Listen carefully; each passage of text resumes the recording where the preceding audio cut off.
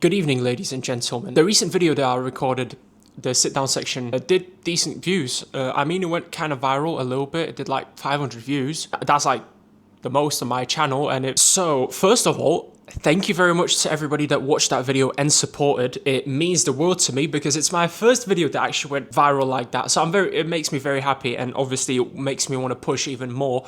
So following up to that, today we're recording another sit down section, different topic, but I'm trying to push the narrative. If it's something that you guys like, then I'm gonna push it. And I enjoy recording these videos, so. And the topic of this video initially was supposed to be completely different. I wanted to speak about envisioning and visualizing the version of yourself in 5 years' time.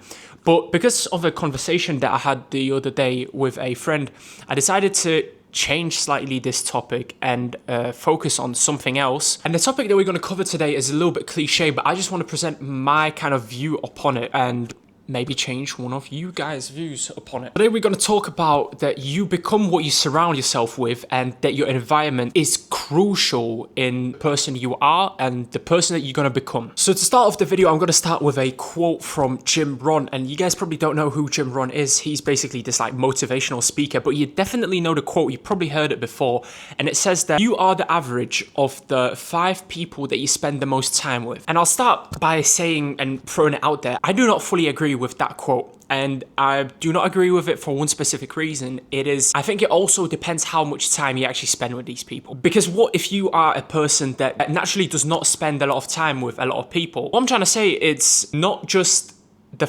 people that you spend the time with, but the amount of time that you spend with them. Because the more time you spend with them, the more of them as like kind of their personality and the type of person that they are will rub off on you as an individual. This is probably the first and the most important thing out of your environment that shapes the kind of person that you become. And that's because the people around you set basically the baseline of what is normal among your environment. So if you spend a lot of time in an environment that normalizes complaining, that doesn't seek self-improvement, or has, for example, tendencies to drink a lot of alcohol or abuse other drugs, that kind of becomes the new baseline, and that becomes the new standard among you guys as a group. And then it's very hard to escape it, because once it's normalized, you kind of accept those behaviors that would not be normal within a different group of people and different group of individuals. And it works the same the other way around. So if you have a group of upbringing people that work hard and that know their goals, set them and achieve them, and the journey of self-improvement will only continue from there on for you as an individual, because you will raise to the standard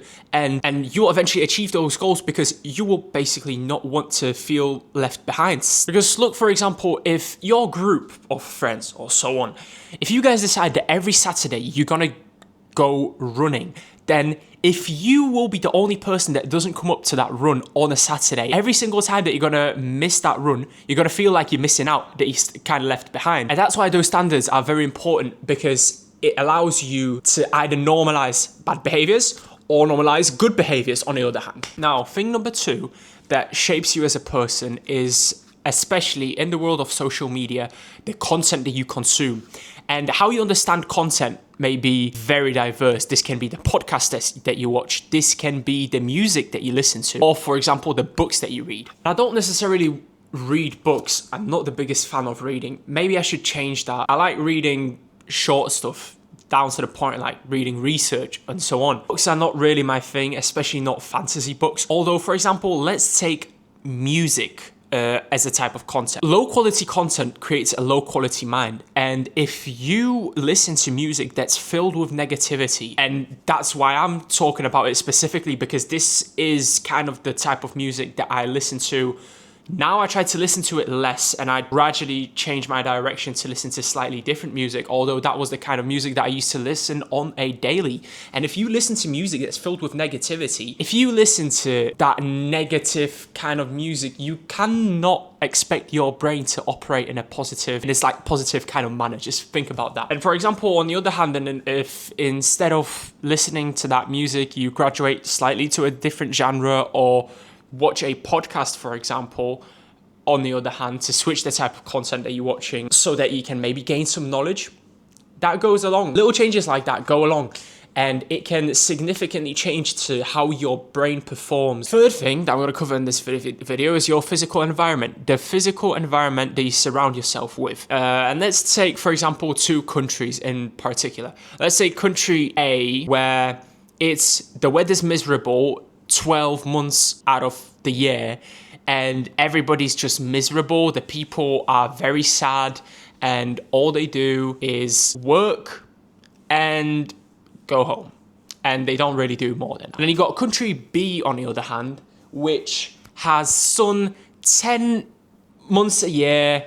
It only gets a little bit colder during the winter for 2 months. The people are happy. The people are happy, and they're living generally a happy life. They work, but then they spend a lot of time with their family, and they're just grateful for stuff. Whichever one of those environments you're gonna be in, you will kind of become like the people of this society. Your person will reflect the environment that you are in. And when you surround yourself with positive stuff like that, like good weather and good people, you will drift to naturally becoming this like more positive kind of person, and it will definitely benefit you in a good way. Because all these 3 stuff that I mentioned, which is people, environment, and content that you consume, it's all about a specific kind of energy. And I could not understand that when I was little. People used to say that, oh, it's got some kind of energy, or the energy here is weird. And I was like, what do you exactly mean by energy? I was like, how can you kind of feel this thing? And to define energy is basically, for myself, I don't know how people define it, because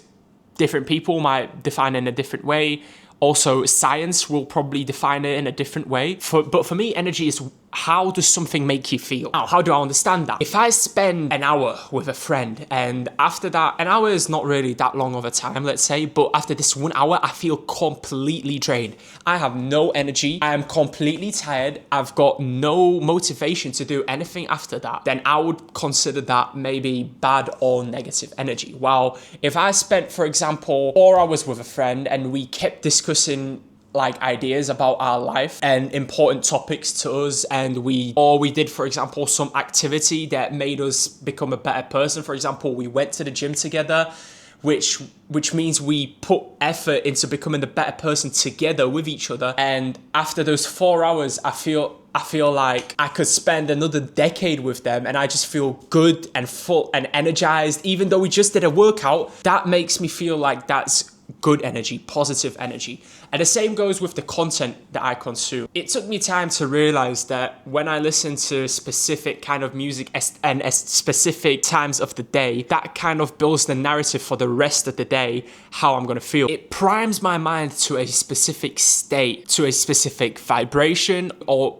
to a specific energy, whatever that might be, where I'm just willing to push, I'm energized, I'm full of energy, and I'm willing to go to do whatever it takes, whatever obstacle hits me, I'm ready to go because I'm energized. I surrounded myself with good energy, and that good energy resonates on me, on how I feel and what kind of person I am. And then if I surround myself in a good environment, whether that's cool friends or a country that I really enjoy living in, and it generally makes me feel better, that will be a positive environment with positive energy. While if all I see is miserable weather outside or miserable people on a street, then I would not consider that a positive environment. I would rather consider that a negative environment. And the hard part about this energy is it's often the things closest to you that kind of drive your energy down, whether that's the closest people or whether that's the people that you consider best friends, or the music that you really like, but then you look at the lyrics and all it is, it speaks negativity,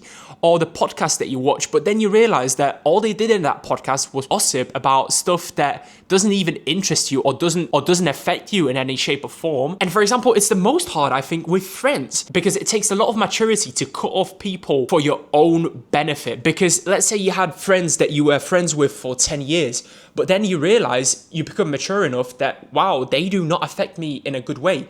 What do you do? What do you do there? Because it's very hard to cut off friends that you've socialized with for the past 10, 15 or 20 years. What do you do here? And essentially you need to answer yourself, what do you want from your life? Do you pick your own comfort, and do you want to become a better person?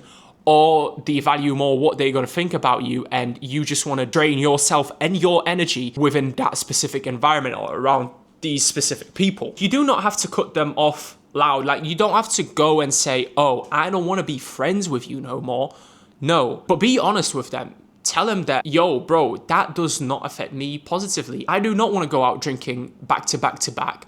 I do not want to sit and gossip about people that I don't even know, or I don't want to spend time just sitting and playing video games all night. But you need to answer yourself first, and you need to become mature enough to make a decision. Does this specific environment or people affect me in a good way? And what's more important for me is that my well-being or their opinion about me as a person. Once you change those things, it can changes your trajectory in life. And it's not through some crazy effort that you have to put in.